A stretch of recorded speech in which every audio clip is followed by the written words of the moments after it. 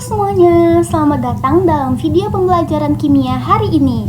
Pernahkah kalian terpikir mengapa saat banjir melanda, pihak PLN selalu bergegas memutuskan aliran listrik di area permukiman warga? Atau mengapa kita dilarang keras untuk menyentuh saklar lampu dengan kondisi tangan yang masih basah setelah mencuci piring atau mandi? Jawabannya erat kaitan dengan fenomena kimia yang akan kita kumpas tuntas hari ini, yaitu sifat hantaran listrik pada cairan atau yang secara ilmiah kita kenal sebagai larutan elektrolit dan larutan non-elektrolit. Sebelumnya, mari kita kenali dulu apa itu larutan elektrolit. Jadi, larutan elektrolit merupakan jenis larutan di mana zat terlarutnya memiliki kemampuan unik untuk terurai atau terionisasi menjadi partikel-partikel bermuatan listrik yang disebut sebagai ion, baik berupa kation yang bermuatan positif maupun anion yang bermuatan negatif. Ketika zat tersebut dicampurkan ke dalam air pelarutnya, keberadaan ion-ion bebas inilah yang bertindak sebagai pembawa muatan listrik. Sehingga saat arus listrik dialirkan melalui sepasang elektroda, ion-ion tersebut akan bergerak aktif menuju kutub yang berlawanan dan menciptakan sebuah aliran arus listrik yang konitu. Dalam klasifikasinya, larutan elektrolit ini dibagi menjadi dua jenis berdasarkan efisiensi dan tingkat penguraian molekul di dalam air. Jenis yang pertama adalah larutan elektrolit kuat, yaitu larutan yang zat terlarutnya mengalami ionisasi secara sempurna atau mendekati 100%, sehingga menghasilkan kelimpahan ion bebas yang sangat banyak di dalam air. Karakteristik utamanya saat diuji di laboratorium adalah mampu menyalakan indikator dengan sangat terang dan menghasilkan banyak sekali gelembung gas pada elektroda, seperti yang terjadi pada larutan garam dapur, asam klorida, atau asam sulfat. Lalu, jenis yang kedua adalah larutan elektrolit lemah, yaitu larutan yang zat terlarutnya hanya mengalami ionisasi sebagian kecil saja di dalam air, di mana sebagian besar zatnya masih bertahan dalam bentuk molekul netral yang tidak bermuatan. Karena jumlah ion bebas yang terbentuk sangat sedikit, daya hantar listriknya pun menjadi sangat terbatas, yang ditandai dengan lampu uji yang mati atau hanya menyala redup serta memunculkan sedikit gelembung gas, seperti yang dapat kita amati pada larutan asam cuka makanan atau amonia. Halo semuanya, di sini saya akan membahas salah satu materi kimia yang paling menarik, yaitu larutan elektrolit kuat. Kita akan kupas tuntas mengapa larutan ini bisa menyalakan lampu pada alat uji coba dan apa saja contohnya dalam kehidupan sehari-hari. Jadi, pengertian dari larutan elektrolit itu sendiri adalah larutan yang dapat menghantarkan listrik dengan sangat baik. Kemampuan ini muncul karena zat terlarut di dalam pelarut atau biasanya air yang terurai sepenuhnya menjadi ion-ion bermuatan listrik, yakni ion positif atau yang disebut kation dan ion negatif yang disebut anion. Karena ion-ion inilah yang menjadi jembatan mengalirnya arus listrik ke dalam air.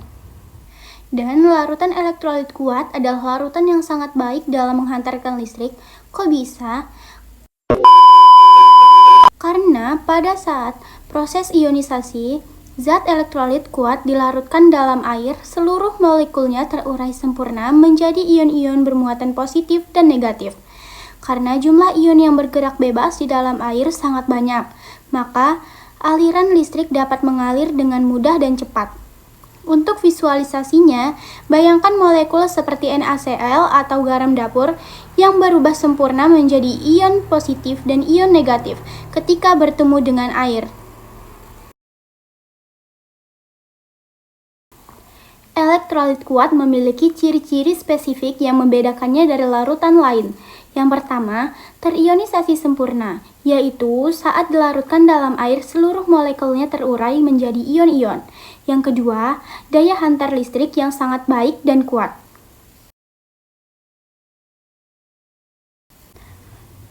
Untuk contoh dalam kehidupan sehari-hari, di mana sajakah kita bisa menemukan elektrolit kuat?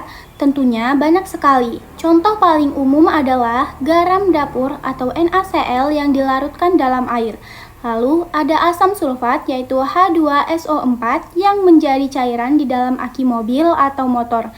Dan juga ada asam klorida atau HCl yang merupakan asam lambung di dalam tubuh kita dan juga pembersih lantai. Zat-zat ini jika dilarutkan akan membuat lampu menyala sangat terang dan muncul gelembung gas yang banyak pada alat uji elektrolit. Lalu, bagaimana sih cara membuktikannya? Nah, jadi kita bisa melakukan eksperimen menggunakan alat uji elektrolit seperti baterai, kabel, bohlam lampu, dan 2 buah elektroda. Larutan elektrolit kuat memiliki karakteristik spesifik saat diuji. Yang pertama, lampu yang menyala sangat terang. Yang kedua, timbul banyak gelembung gas di sekitar elektroda. Dan jika derajat ionisasi A bernilai 1, artinya 100% zat terurai menjadi ion. Selanjutnya, saya akan menampilkan video percobaan larutan elektrolit kuat. Mohon untuk disimak dan diperhatikan. Dan selamat menonton!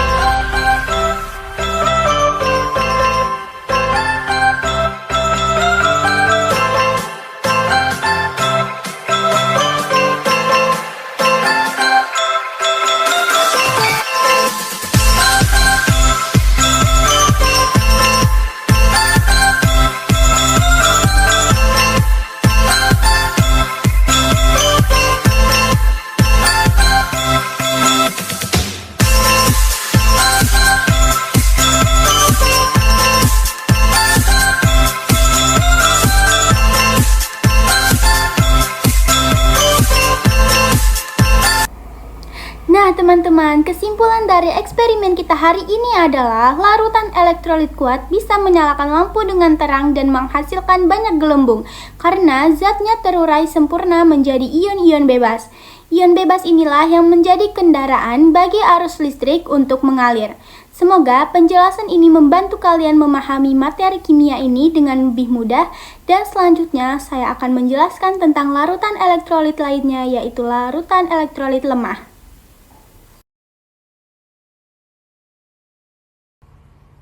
Halo semuanya, pernahkah kalian menyambungkan kabel listrik ke dalam air murni lalu menyala terang? Bagaimana jika air tersebut dicampur dengan sedikit garam atau cuka dapur? Apakah hasilnya sama? Nah, untuk menjawab pertanyaan-pertanyaan tersebut, hari ini kita akan membahas secara tuntas apa itu larutan elektrolit lemah dan mengapa hal itu terjadi serta contohnya yang ada di sekitar kita. Untuk mengetahui hal-hal tersebut, mari kita mulai dengan memahami definisinya terlebih dahulu. Di dalam ilmu kimia, larutan elektrolit lemah adalah jenis larutan yang daya hantar listriknya buruk atau kurang baik. Mengapa daya hantar listriknya buruk? Hal ini disebabkan karena zat terlarut di dalamnya hanya terionisasi sebagian kecil saja saat dilarutkan ke dalam air. Untuk mengukur sejauh mana zat tersebut terurai, kita bisa menggunakan istilah derajat ionisasi yang disimbolkan dengan lambang alfa. Pada elektrolit lemah, nilai alfa ini berada di antara 0 dan 1. Artinya, jika ada 100 molekul zat yang kita masukkan ke dalam air, mungkin hanya 5 atau 10 molekul saja yang berhasil berubah menjadi ion, sedangkan sisanya tetap terbentuk molekul netral. Sekarang, mengapa zat tersebut hanya terurai sebagian? Mari kita lihat proses kimia di dalamnya. Jadi, elektrolit lemah mengalami apa yang disebut dengan reaksi kesetimbangan ionisasi. Sebagai contoh, mari kita perhatikan jika asam cuka atau asam asetat dengan rumus kimia CH3COOH. Ketika asam cuka dimasukkan ke dalam air, molekulnya akan pecah menjadi ion H+ dan ion CH3COO-. Namun, reaksi ini tidak berjalan satu arah. Di dalam larutan terjadi reaksi bolak-balik yang ditandai dengan panah dua arah. Ion-ion yang baru saja terbentuk bisa saling bertabrakan dan bergabung kembali menjadi molekul asam cuka yang utuh. Karena proses maju dan mundur ini terjadi secara bersamaan, jumlah ion bebas yang tersedia di dalam air selalu berada dalam jumlah yang sangat sedikit. Sedikitnya jumlah ion inilah yang membuat arus listrik sulit mengalir dengan lancar. Lalu, bagaimana cara kita mengenali larutan elektrolit lemah saat melakukan eksperimen di laboratorium? Jadi, ada beberapa ciri fisik utama yang bisa kita amati menggunakan alat uji elektrolit sederhana yang terdiri dari baterai, lampu, dan dua buah batang elektroda. Ciri pertama, ketika kedua larutan elektroda dicelupkan ke dalam larutan elektrolit lemah, lampu indikatornya biasanya hanya akan menyala redup. Bahkan, pada beberapa jenis larutan, lampu lainnya sama sekali tidak menyala. Ciri yang kedua yang harus kalian perhatikan dengan teliti adalah munculnya gelembung-gelembung gas di sekitar batang elektroda. Namun, jumlah gelembung gas ini sangat sedikit dan tidak sebuas pada larutan elektrolit kuat. Jika kalian melihat kombinasi ini, yaitu lampu yang redup atau mati disertai dengan sedikit gelembung gas, maka bisa dipastikan larutan tersebut adalah larutan elektrolit lemah.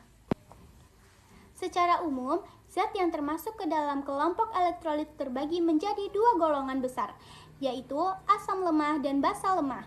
Contoh dari kelompok asam lemah yang paling sering kita temui adalah asam asetat dan cuka dapur, asam karbonat yang biasanya ada di dalam minuman bersoda, serta asam fluorida. Sementara itu, dari kelompok basa lemah, kita memiliki amonium hidroksida atau larutan amonia yang sering digunakan sebagai bahan pembersih rumah tangga, serta besi 3 hidroksida. Sifat lemah ini tidak bergantung pada pakat atau encernya larutan, melainkan murni karena sifat alami dari ikatan kimia zat itu sendiri. Jadi, meskipun kalian melarutkan asam cuka dalam jumlah yang sangat banyak dan sangat pekat, zat tersebut akan tetap menjadi elektrolit lemah karena sifat ionisasinya yang tidak sempurna. Lalu, apa saja contoh dari larutan elektrolit lemah ini yang bisa kita temukan di sekitar kita? Jadi, sebagian besar larutan elektrolit lemah berasal dari kelompok senyawa asam lemah dan basa lemah. Contoh yang paling populer dan sering kita temukan di dapur rumah adalah asam asetat atau senyawa dengan rumus kimia CH3COOH yang akrab kita kenal sebagai cuka makan. Contoh lainnya adalah asam fluorida, asam sianida, serta larutan amonium hidroksida yang sering digunakan sebagai bahan dasar pembersih lantai atau campuran pupuk tanaman. Sebagai kesimpulan,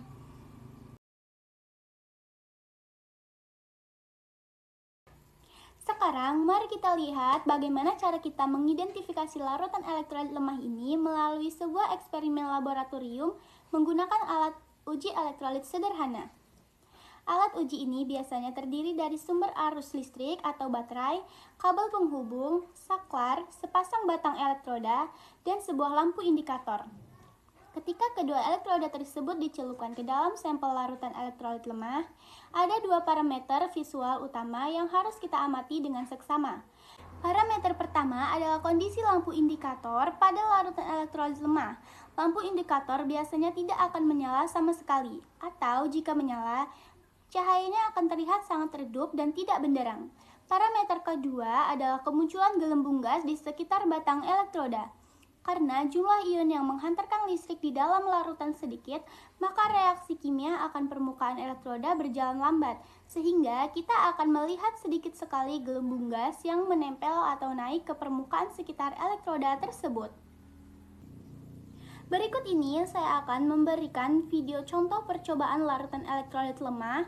Mohon untuk diperhatikan dan disimak ya. Selamat menonton.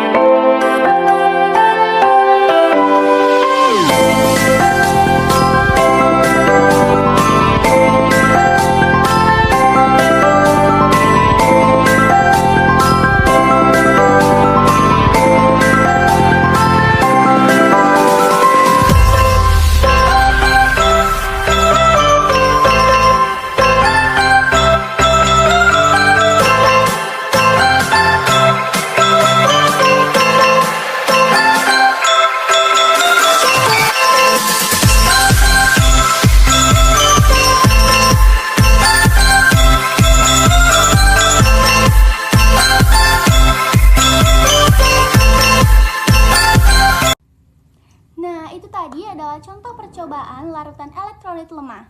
Jadi, sebagai kesimpulan dari presentasi video kita hari ini, larutan elektrolit lemah adalah larutan yang memiliki kemampuan menghantarkan listrik yang rendah. Sifat ini disebabkan karena zat terlarutnya hanya terionisasi sebagian di dalam air, memiliki nilai derajat ionisasi antara 0 dan 1, serta memberikan karakteristik mampu redup atau mati dengan sedikit gelembung gas saat diuji. Terima kasih telah menyimak video tentang pelajaran larutan elektrolit lemah ini. Selanjutnya, saya akan menjelaskan tentang larutan non-elektrolit.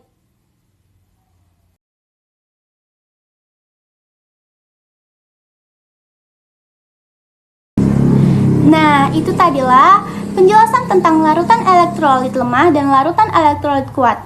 Sekarang saya akan memberikan perbedaan antara larutan elektrolit kuat dan larutan elektrolit lemah. Jadi, perbedaan mendasar antara larutan elektrolit kuat dan larutan elektrolit lemah pada hakikatnya terletak pada derajat ionisasi serta kemampuan keduanya dalam mengurai menjadi partikel-partikel bermuatan di dalam pelarutnya, yang secara langsung akan mempengaruhi tingkat efisiensi secara kekuatan hantaran arus listrik yang dihasilkan. Pada larutan elektrolit kuat, seluruh molekul zat terlarut mengalami proses ionisasi secara sempurna atau mendekati 100% di dalam air. Sehingga, di dalam sistem terlarut tersebut tidak ada lagi molekul netral yang tersisa melainkan sepenuhnya telah berubah menjadi ion-ion bebas yang bergerak dengan sangat aktif guna membawa muatan listrik dari satu kutub ke kutub lainnya. Karakteristik ionisasi total ini dapat kita amati secara kasat mata melalui uji laboratorium, di mana pengguna alat uji elektrolit sederhana akan menghasilkan nyala lampu yang sangat terang benderang serta memicu pembentukan gelembung-gelembung gas dalam jumlah yang sangat banyak di sekitar batang elektroda.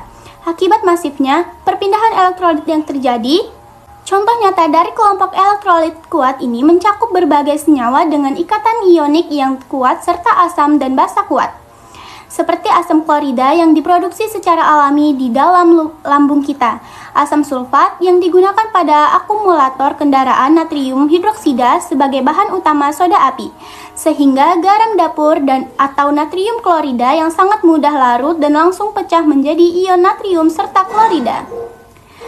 Sebaliknya, larutan elektrolit lemah menunjukkan karakteristik perilaku kimia yang sangat berbeda karena zat terlarutnya hanya mengalami proses ionisasi sebagian atau dalam presentasi yang sangat kecil, di mana sebagian besar zat masih tetap bertahan dalam bentuk molekul netralnya dan hanya menyisakan sedikit sekali ion bebas yang tersedia untuk mengantarkan arus listrik. Akibat dari keterbatasan jumlah muatan pembawa ini, ketika kita melakukan uji daya hantar listrik pada larutan elektrolit lemah, alat uji biasanya hanya mampu menghasilkan nyala lampu yang sangat redup, atau bahkan banyak mengalami kasus lampu sama sekali tidak menyala, namun sistem tetap menunjukkan aktivitas kimia berupa kemunculan sedikit gelembung gas di sekitar elektroda, sebagai penanda mutlak adanya arus listrik meskipun dalam intensitas yang lemah. Fenomena ionisasi sebagian ini umumnya terjadi pada senyawa-senyawa organik maupun asam dan basa lemah, seperti asam asetat yang biasa kita temukan dalam cuka dapur sehari-hari, asam format atau asam semut, serta amonium hidroksida, di mana reaksi penguraian zat tersebut di dalam air berlangsung secara dua arah atau reversibel, sehingga mencapai suatu titik kesetimbangan dinamis sebelum seluruh zat sempat terurai sempurna.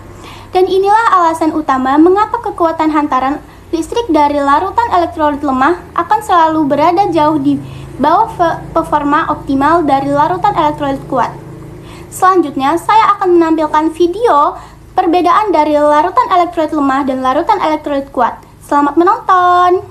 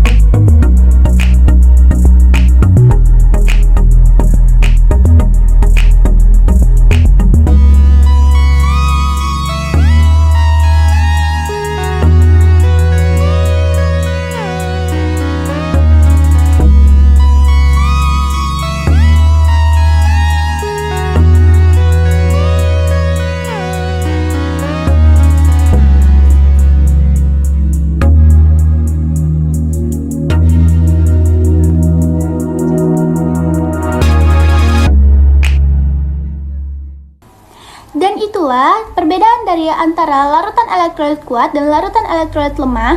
Dan sekarang kita lanjut ke larutan non-elektrolit.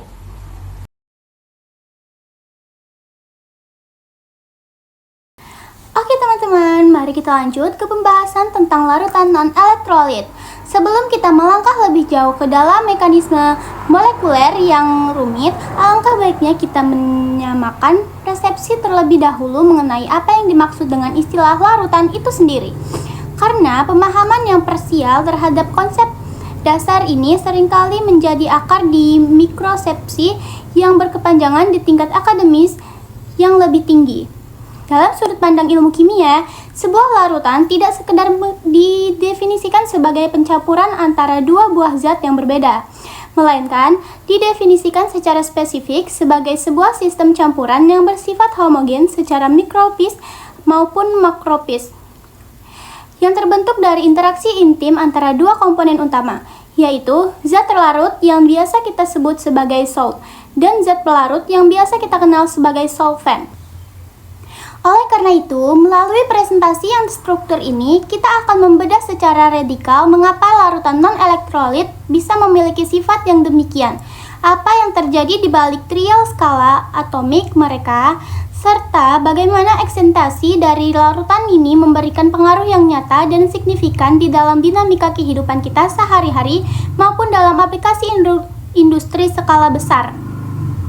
Untuk mengidentifikasi sebuah larutan sebagai larutan non-elektrolit secara empiris, kita tidak bisa hanya mengandalkan tebakan visual semata, melainkan harus melakukan sebuah prosedur pengujian ilmiah menggunakan alat uji daya hantar listrik larutan yang standar. Alat uji ini umumnya terdiri dari sebuah rangkaian sirkuit terbuka yang menghubungkan sumber arus searah seperti baterai, sebuah lampu indikator sebagai parameter visual, dan sepasang batang elektroda inert yang biasanya terbuat dari bahan karbon atau platinum yang nantinya akan dicelupkan ke dalam sampel cairan yang ingin kita teliti. Ketika kita merendam kedua batang elektroda tersebut ke dalam sebuah sampel larutan non-elektrolit, terdapat dua fenomena fisik utama yang secara konsisten akan kita amati, atau lebih tepatnya gagal kita amati, yang lebih bukti autentik dari sifat non-elektrolit larutan tersebut. Fenomena pertama adalah lampu indikator yang terpasang pada rangkaian sirkuit listrik akan tetap mati total dan tidak menunjukkan pendaraan cahaya sedikit pun, yang menandakan bahwa arus listrik dari baterai tidak dapat mengalir melintas medium cairan di antara kedua elektroda untuk melengkapi sirkuit tersebut. Fenomena kedua yang memerlukan pengamatan visual yang jauh lebih jeli dan mendetail adalah absennya atau tidak ditemukannya sama sekali gelembung-gelembung gas kecil di permukaan batang elektroda positif maupun elektroda negatif. Ketiadaan gelembung gas ini mengidentifikasikan bahwa di dalam sistem larutan tersebut tidak sedang terjadi reaksi elektrokimia atau proses elektrolis yang biasanya dipicu oleh adanya perpindahan elektron antara partikel bermuatan di permukaan elektroda. Mengapa hal ini bisa terjadi? Jawabannya terletak pada fakta bahwa molekul-molekul zat terlarut non-elektrolit yang mengelilingi elektroda tersebut bersifat netral secara elektrik, sehingga mereka tidak merasakan adanya gaya tarik elektrostatik dan elektroda yang bermuatan positif maupun negatif, yang pada gilirannya membuat sistem sirkuit tetap berada dalam kondisi terputus.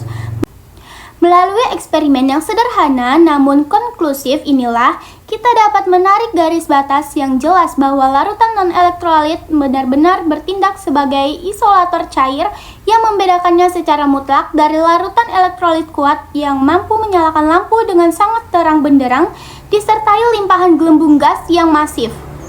Poin krusial yang harus digarisbawahi secara tebal di sini adalah bahwa selama proses pelepasan dari kisi kristal ini, molekul sukrosa hanya mengalami pemisahan fisik dari molekul sukrosa tetangganya. Namun, struktur internal dari molekul sukrosa itu sendiri sama sekali tidak mengalami kerusakan, pecah, ataupun perubahan kimiawi. Zat tersebut tidak mengalami proses yang disebut ionisasi atau disosiasi, yaitu sebuah proses pembelahan molekul menjadi serpihan partikel yang bermuatan listrik seperti ion positif atau kation dan ion negatif atau anion. Karena zat terlarut tersebut tetap mempertahankan ekstensinya sebagai molekul netral yang utuh dan tidak bermuatan, maka ketika sebuah medan listrik eksternal diaplikasikan ke dalam larutan tersebut, tidak ada satupun partikel di dalam cairan yang memiliki urgensi atau kemampuan untuk bergerak berimigrasi menuju kutub elektroda guna membawa untuk mengalirkan muatan listrik, yang menjadi alasan ilmiah mengapa larutan ini selamanya akan gagal dalam menghantarkan arus listrik. Namun, kita juga harus bersikap kritis dan teliti karena tidak semua senyawa kovalen secara otomatis akan melahirkan larutan non-elektrolit ketika dilarutkan dalam air, sehingga kita perlu membagi senyawa kovalen ini menjadi subkategori yang lebih spesifik, yaitu senyawa kovalen polar dan senyawa kovalen non-polar. Senyawa kovalen non-polar seperti minyak bumi, benzena, dan gas oksigen memiliki distribusi kerapatan elektron yang merata di seluruh bagian molekulnya sehingga tidak memiliki kutub muatan, yang membuat mereka umumnya enggan atau tidak dapat larut di dalam air berdasarkan prinsip kelarutan like dissolve like, yang menyatakan bahwa zat polar hanya akan melarutkan zat polar. Di sisi lain, terdapat kelompok senyawa kovalen polar tertentu seperti glukosa, urea, dan alkohol yang meskipun memiliki pengutuban muatan sebagian atau dipol di dalam strukturnya yang memungkinkan mereka untuk larut dengan sangat harmonis dan larut sempurna di dalam air. Dipol tersebut tidak cukup ekstrim untuk memicu terjadinya pembelahan molekul menjadi ion-ion bebas. Hal ini tentu saja sangat kontras apabila kita membandingkannya dengan senyawa kovalen polar khusus seperti gas hidrogen klorida atau asam klorida, yang ketika bersentuhan dengan molekul air akan langsung mengalami reaksi ionisasi yang hebat akibat daya tarik air yang mampu merobek ikatan kovalen antara atom hidrogen dan klorin, sehingga menghasilkan larutan elektrolit kuat yang sangat konduktif. Dengan demikian, kita dapat menyimpulkan dengan penuh keyakinan bahwa karakteristik utama dari senyawa kovalen yang membentuk larutan non-elektrolit adalah kemampuan mereka untuk larut di dalam air berkat adanya kemiripan sifat polaritas atau kemampuan membentuk ikatan hidrogen. Namun, di saat yang bersamaan mereka memiliki kekuatan ikatan internal yang cukup kokoh sehingga proses pelarutan tersebut berhenti pada tahap depresi molekuler yang netral tanpa pernah menginjak tahapan ionisasi. Dalam konteks larutan non-elektrolit, sifat koligatif ini memiliki keunikan dan kesederhanaan matematis yang sangat indah karena jumlah partikel yang ada di dalam larutan akan selalu setara dengan jumlah molekul awal yang kita masukkan. Mengingat zat non-elektrolit yang memiliki nilai derajat ionisasi atau alfa yang bernilai yang bernilai 0, A sama dengan 0, yang berarti tidak ada satupun molekul yang mengalami pembelahan. Dan juga terdapat 4 pilar utama dari sifat koligatif yang akan mengalami perubahan yang teratur pada larutan non-elektrolit. Yang pertama yaitu penurunan tekanan uap jenuh, lalu yang kedua kenaikan titik didih, yang ketiga penurunan titik beku, dan yang keempat tekanan osmotik.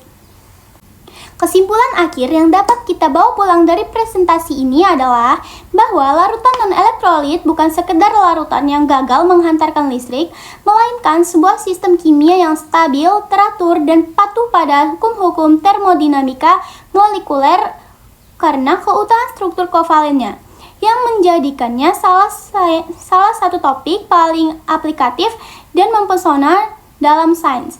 Terima kasih atas perhatian penuh yang telah kalian berikan. Semoga pemahaman ini bermanfaat bagi perkembangan studi kita di masa depan. Dah.